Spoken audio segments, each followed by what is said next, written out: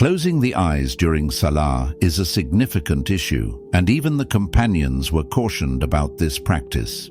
Ibn Alimah emphasized that believers should avoid it. Imam Ahmed, rahimah, stated that closing the eyes during prayer is from the actions of the Yahudi, the Jews, as it resembled how they used to pray.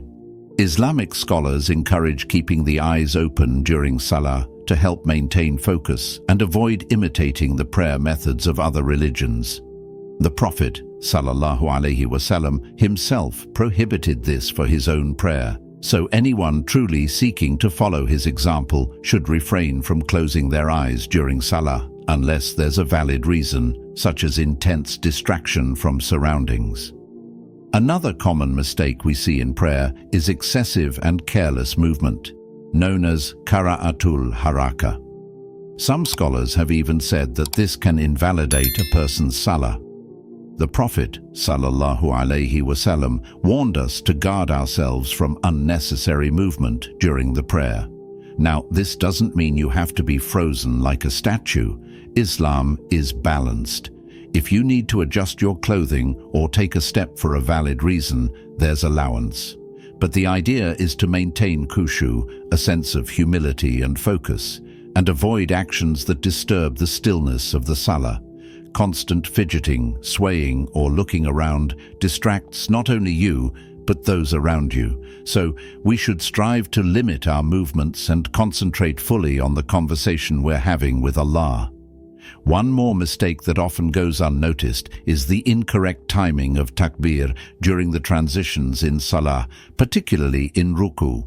A common error is saying Allahu Akbar after already getting into the ruku position. But according to authentic Hadith, the Prophet, sallallahu alaihi wasallam, would say Allahu Akbar while he was going into ruku, not after arriving in it.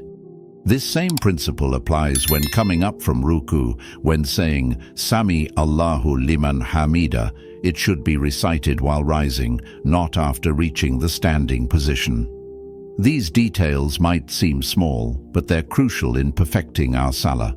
When the takbir is said during movement, it shows that we are mindful of the Sunnah and intentional in our prayer.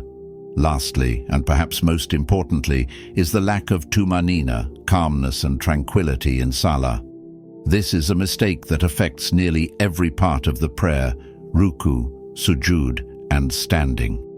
Many of us rush through the positions without pausing or allowing the body to settle. The Prophet, sallallahu alaihi wasallam, said, "Perform ruku until you are relaxed in the ruku itself." In fact, there's a hadith where the Prophet, sallallahu alaihi wasallam, told a man to repeat his prayer 3 times because he did not observe proper Tuma'ninah. He was rushing through the actions, and the Prophet, sallallahu alaihi wasallam, said, "Go back and pray, for you have not prayed." This teaches us that rushing through Salah is not just a bad habit. It can render the prayer invalid. True Tuma'ninah means pausing in each position long enough for every bone and limb to come to rest. When you do that, you're not just physically still, you're mentally and spiritually present. And when you achieve that kind of focus in your Salah, it will begin to reflect in every area of your life. May Allah help us perfect our Salah, follow the Sunnah of our beloved Prophet, sallallahu alaihi wasallam, and draw closer to him through every bow, every sujud, and every word of remembrance.